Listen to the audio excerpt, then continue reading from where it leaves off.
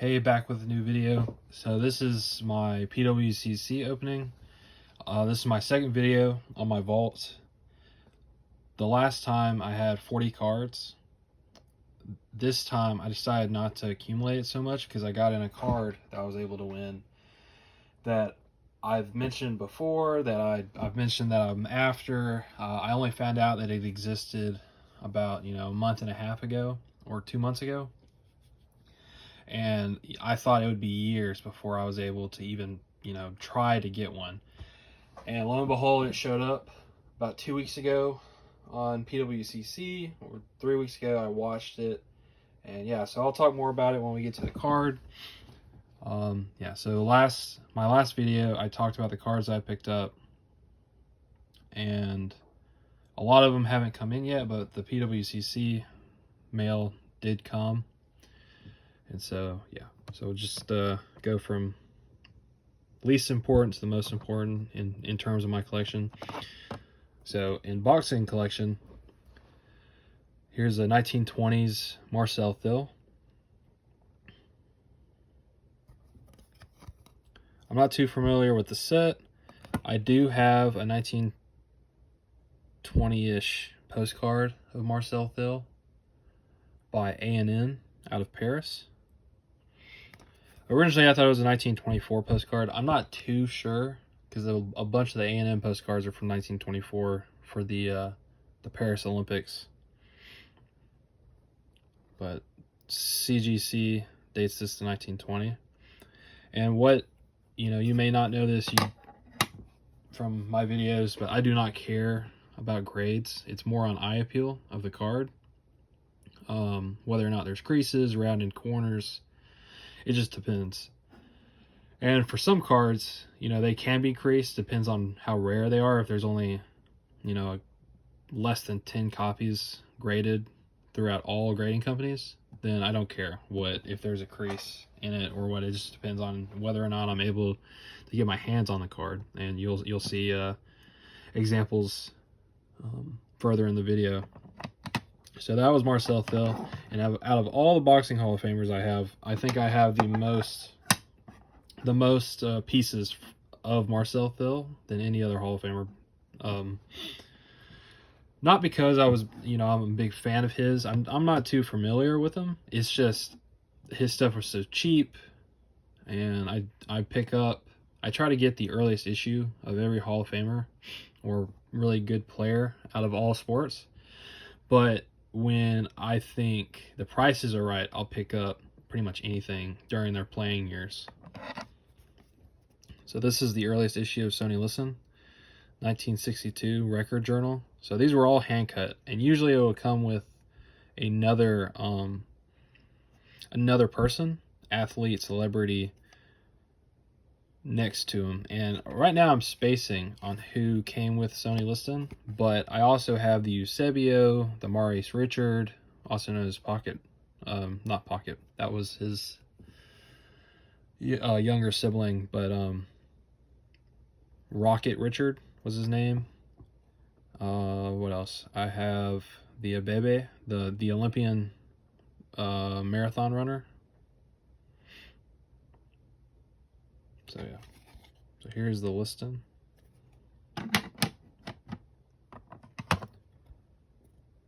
Raphael van der Vaart, 2003 Panini set. Nothing important, I don't know much about soccer players besides the really big ones in detail, but I do know if something pops up on PWCC and it says rookie, then I look into the player. I go after it if it's a player that I deem that should be on my list, which my list consists of the Premier League Hall of Famers, the Hall of Fame of England, the Hall of Fame of Brazil, various countries, the lead goal scorer of the top World Cup countries,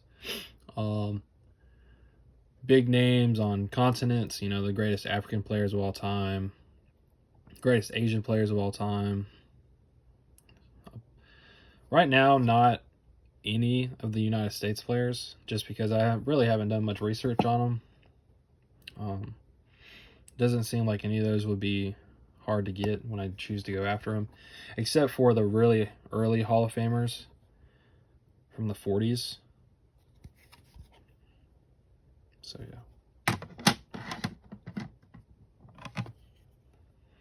1994-95 season for Merlin, Paul Scholes. At the time of making this video, I've actually already have 2 more cards in my PWCC vault. So depending on if the other cards I'm looking for from the set that I will show at the end, if those show up, then I'll get my PWCC vault returned to me. If not, then it will be a while until I film another PWCC haul.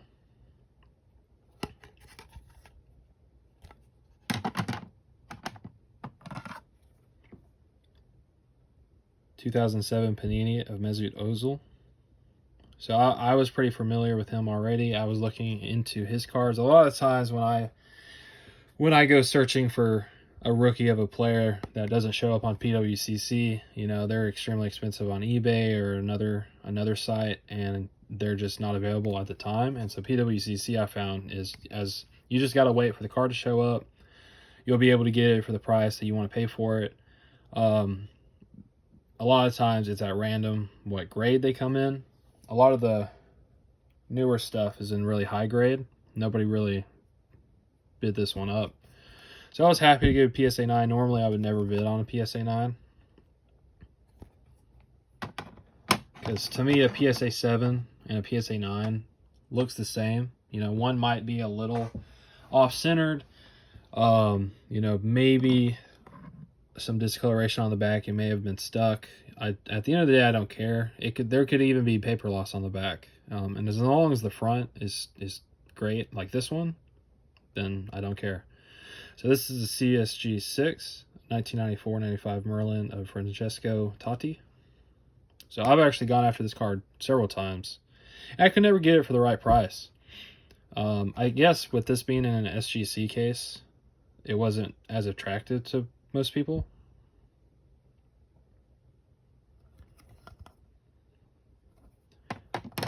And as long as upgrading goes, I probably will never upgrade 99% of my collection. You know, the card that I have in the grade that it's in, I'll never change. So for example, I have a tennis player and a hockey player sitting on a shelf, and so this is just an example. PSA 3.5 of Bjorn Borg.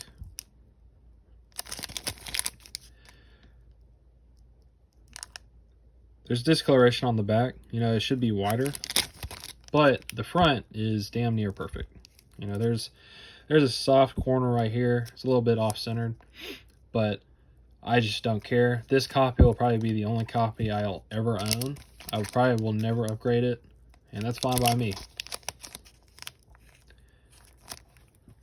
And another copy, Mario Lemieux. So this was originally graded, altered, trimmed.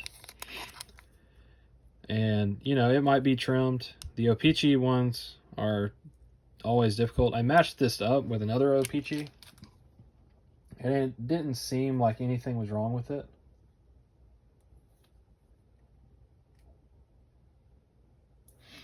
But, yeah, so that will probably be my only ever Mario Lemieux rookie, well, the O-Pee-Chee rookie that I own.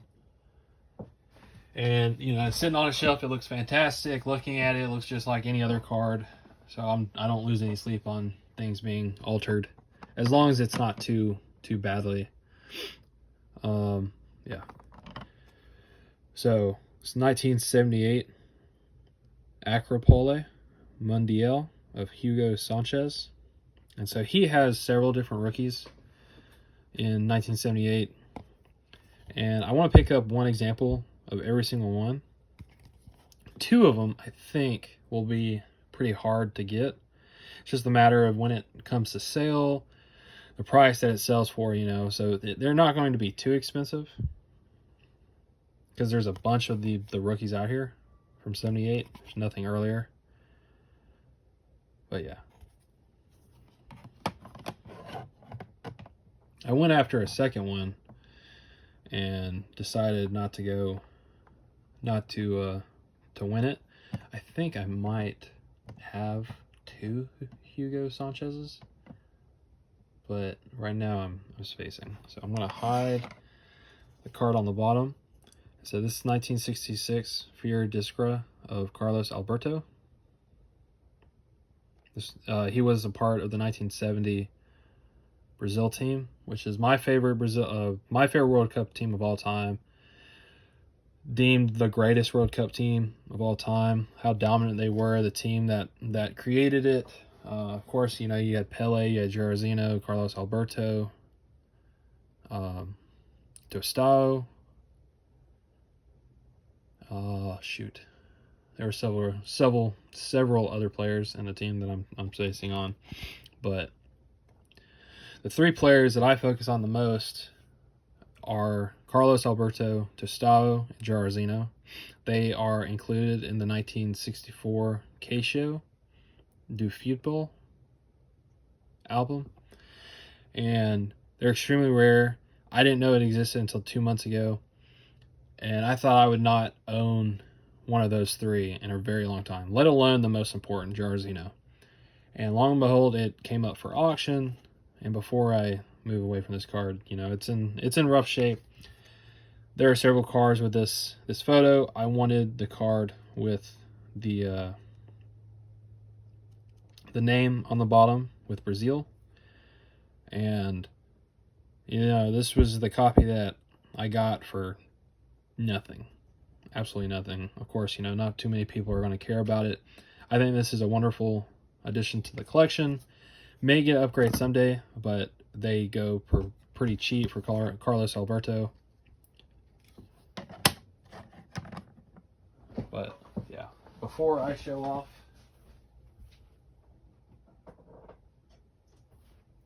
I actually forgot, which I've shown this off before. I forgot I had it, but this is a postcard from 1970 out of Mexico of the Brazil World Cup team. On the back, you have Carlos Alberto, Felix, Diaz, Joel, Piazza, Rildo, Marco, Jairzinho, Gerson, Tostao, Pele, Edu, and Trainer.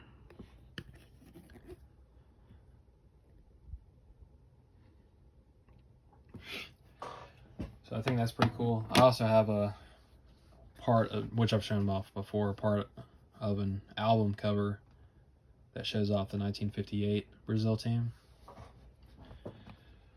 But the card that I want to talk about the most is this 1964 Queixo of Jairzinho.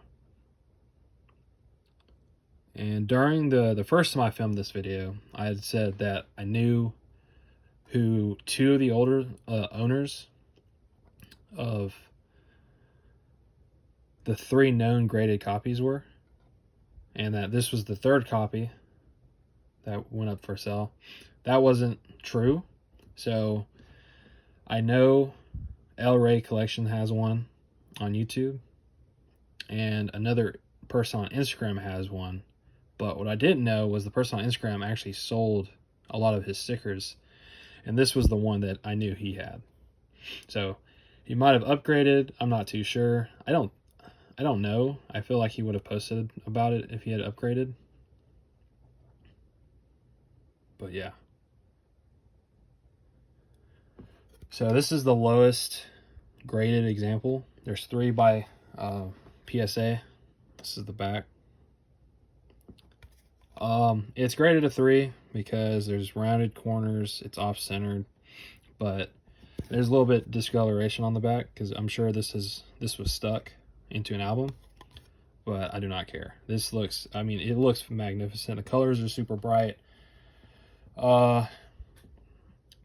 I was afraid that this was going to hit medium 4 figures, and It still went for a little bit more than what I was hoping to get it for, but I was happy with the number. I sold duplicates that I had, an autograph that was a duplicate. Pretty much everything that I could sell that didn't take away from my collection, I sold it to pay for this. And I really thought I was never going to see one go up for sale. I thought in the back of my mind, I was like, maybe, because I knew that Carlos Alberto, which was actually the same collection that this card was from, sold earlier this year in March, before I started going on PWCC. And I just couldn't believe it. I missed out on the Carlos Alberto because I didn't know it was going. I didn't know the set existed, plus I wasn't on PWCC. But I definitely would have bid on it and try to win it. So it'll be some time. There's one more. There's 4 Carlos Albertos out there and 3 Jairzinhos. There's no Tostados that have been graded. So that one may be impossible. But the Carlos Alberto, of course, I'll keep a lookout. If anybody knows that, anybody who owns it, who will let it go, I'm a buyer. But yeah, so I couldn't believe I own this. I know that Jairzinho and Carlos Alberto have another rookie issue out of 64. Some people also say this is from 63. It doesn't really matter. But there's another that just doesn't look anywhere near as good as this. So this will be my Jairzinho rookie. He has issues out of 66. Because, you know, the World Cup was going on in 66.